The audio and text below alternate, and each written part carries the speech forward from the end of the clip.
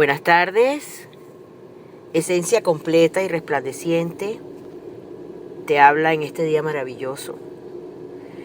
Y vamos a compartir la parte 3 de Inner Healing o sanidad interior como herramienta eficaz de la restauración para completar la salud del ser integral.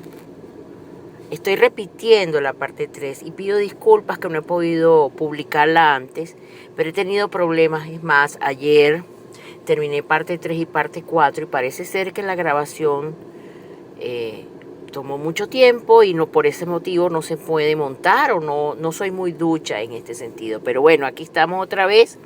Doy gracias a Dios, al universo que me lo permite, a la tecnología, que podemos hacerlo inclusive desde el carro y en un teléfono celular, para que ustedes puedan compartir lo que estoy leyendo de un libro que cayó en mis manos en los años 80 y que me permitió trabajar con mi vida cuando yo estaba simplemente caminando en los caminos de Dios en una iglesia cristiana.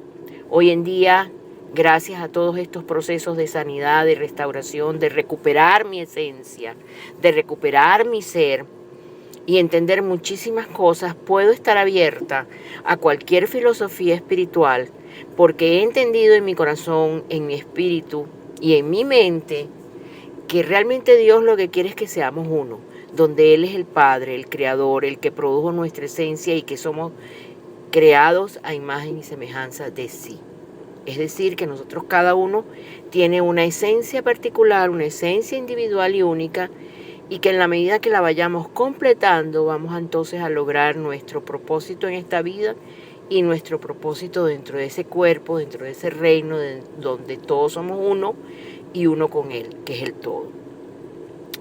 Hablamos en la primera parte de por qué surgió la sanidad interior o Inner Healing, y se le dice Inner Healing básicamente porque surgió aquí en Estados Unidos con los primeros misioneros norteamericanos y que llevaron todas estas enseñanzas a nuestros países hispanos y al resto del mundo. Surge porque precisamente en las iglesias los pastores, los líderes, los maestros, nos dimos cuenta que a pesar de tener una experiencia profunda como es el despertar de nuestra conciencia, que es parte de nuestro espíritu, o el nacer de nuevo, como se le dicen los cristianos, que es abrir nuestro corazón conscientemente y entregarle nuestra vida a Dios de una manera individual y consciente, porque hasta eso en el libre albedrío que Él nos da, Él nos deja que tomemos en un momento dado la decisión de ser reconocidos como sus hijos. Entonces, a raíz de que vimos que todo este proceso fuerte, profundo y real en cada uno se manifestaba, sin embargo, nuestra parte emocional no quedaba sana con el hecho de haber encontrado conscientemente nuestra parte espiritual y haberla unido de una u otra forma a ese creador, a ese padre, pero nuestra parte emocional seguía dañada, las emociones seguían dañadas, nuestras memorias seguían en el hemisferio derecho, por decirlo así, junto a emociones todavía no trabajadas y dañadas, por decir también traumas, conflictos o creencias que traíamos por herencia o maneras de pensar culturales que nos afectaba entonces, a pesar de haber encontrado nuestra parte espiritual, a no llevar el propósito en una forma integral. ¿Por qué? Porque estas emociones dañadas, estas memorias que estaban acumuladas en nuestro hemisferio derecho sin trabajar, junto con la emoción sin trabajar, no encontraba una lógica y afectaba nuestro comportamiento. Es decir, nuestros miedos, nuestros traumas, nuestros conflictos, nuestras conductas irracionales, o no conductas o no capacidad de riesgo, etcétera, etcétera. De ahí surge entonces la sanidad interior. Y los líderes, los pastores, los ministros decidimos que a pesar de la psicología, a pesar de la consejería, a pesar de la psicoterapia, que entre esas personas estuve yo porque estudié todas estas carreras, no era suficiente porque había algo más profundo. Es decir, teníamos que trabajar la parte psicológica junto con la parte espiritual para que se diera en la parte física.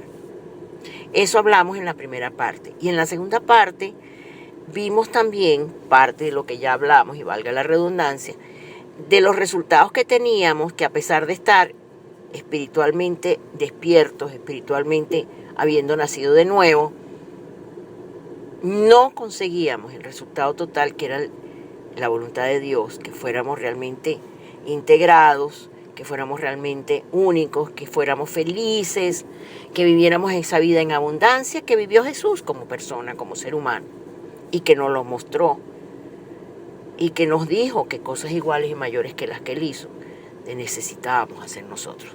Entonces, esto es como un resumen de la parte 1 y la parte 2. Hoy voy a hablar de la parte 3, que son, lo catalogo yo como los extremos.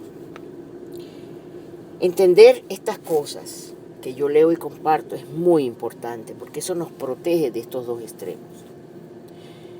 Algunas personas espirituales ven cualquier cosa que se mueve como el diablo, como una entidad, como un mal espíritu. Ese es uno de los extremos que también tendemos a hacer cuando no entendemos que nuestra parte emocional tiene que ser trabajada y creemos que por el hecho de haber nacido espiritualmente o haber despertado nuestra conciencia, ya la parte emocional automáticamente, como si fuera en un microondas, tiene que ser sana. Y no es así. Entonces, cuando surge alguna cosa que no va de acuerdo a lo que nosotros quisiéramos ser o lo que quiere el Padre que seamos o que hagamos, le echamos la culpa a cualquier cosa. Cuando no conocíamos la parte espiritual era muy fácil, con un mecanismo que en psicología se llama la proyección o la transferencia. Y es para no asumir responsabilidad de nuestra propia vida y de nuestra propia sanidad. Era muy fácil decir, bueno, yo soy así o actúo así, porque más es actuar que ser. Porque mi mamá y mi papá me maltrataron, o porque no tuve papá, o porque mi mamá fue una prostituta, o porque yo fui violada, o porque el gobierno no tiene suficiente estabilidad económica y por eso yo no surjo y no he desarrollado mi capacidad de riesgo, porque para qué la voy a desarrollar si el país está en quiebra, si no hay alimentación. Entonces los cristianos nos fuimos al extremo de decir no. Eso es porque esta persona está endemoniada, tiene un mal espíritu, o los holistas tranquilamente, por no querer asumir la responsabilidad de trabajar su parte emocional dañada, sus emociones y sus memorias, colocarlas en el sitio donde corresponde, entonces son entidades o malos espíritus. Entonces, yo me voy a permitir decir una palabra amable, pero muy firme, a los espirituales jóvenes o inmaduros. Y les voy a decir que a través de los siglos la Iglesia ha tenido mucho cuidado en declarar a una persona como endemoniada o endemoniado o con entidades. Y existe tal cosa como una posesión demoníaca o una posesión por otro ser. En raras ocasiones, durante mis muchos años en el ministerio, el caminar en otras filosofías espirituales, he sentido el tomar la autoridad del nombre de mi Maestro Jesús para echar fuera lo que creí que era un espíritu inmundo o una entidad. Y he visto realmente liberación y sanidad. Sin embargo, esto solamente lo debemos hacer los espirituales cuidadosas, y me incluyo, porque he sido realmente cuidadosa. He aprendido en 40 años muchos detalles y me he dedicado de una u otra manera a la oración y a la meditación, y creo estar madura y creo estar llena del Espíritu de Dios. Entonces debemos intentar este tipo de personas alguna cosa de esta naturaleza del exorcismo. Yo pasé mucho tiempo en el salón de consejería, en las iglesias y fuera de las iglesias, y les voy a decir, una de las cosas que más me encontré y que tuve que hacer fue recoger los pedazos de las personas que han sido amargamente desilusionadas y devastadas porque algunos espirituales inmaduros trataron de echar demonios o entidades imaginarios y de fantasía fuera de ellos porque estaban posesionados. Ese es uno de los extremos que tenemos que tener cuidado, y necesitamos asumir nuestra responsabilidad, la responsabilidad de nuestras emociones y de nuestras vidas pasadas. Mucha gente dice, bueno, pero ya, olvídate de eso. Ese es el nombre y la teoría del proceso, pero vivir el proceso es diferente. Y si no lo vives, no le vas a quitar todas las capas a la cebolla podrida y no vas a encontrar el núcleo, la esencia pura de tu ser. El otro extremo yo lo llamo el síndrome de sobresimplificar o espiritualizar. Ese síndrome o ese extremo lo usamos cuando damos contestaciones o damos golpecitos en el hombro o en la espalda y le decimos, lee tu Biblia, ora más, ten más fe, acéptate, co-crea con pensamientos positivos, concéntrate en tu corazón. Si estuvieras bien espiritualmente, no te estaría sucediendo esto.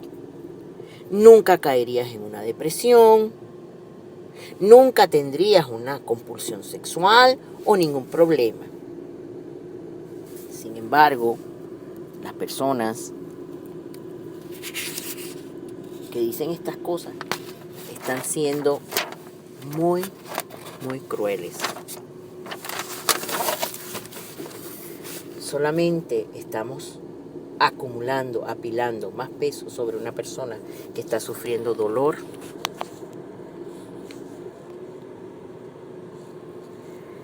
y que tiene una lucha grande sin resultado contra un problema con una raíz emocional. Ya ella de por sí se siente culpable cuando los demás la hacen sentir peor por tener el problema. Entonces doblan el peso de su culpa y de su desesperación. Muchas veces respondemos a las personas que sufren de problemas emocionales con este tipo de respuestas sobresimplificadas y súper espirituales. Y con abrazos o con golpecitos en el hombro o en la espalda. Y eso lo que hace es conducir a estas personas a una desesperación y a una desilusión más profunda.